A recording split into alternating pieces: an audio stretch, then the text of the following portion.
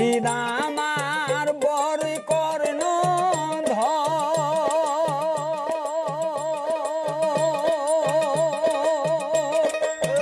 আমারে পাগল বানাইয়া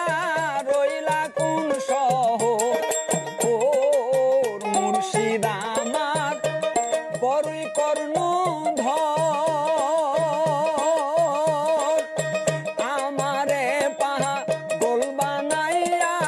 রইলা কোন শহর আমার বলতে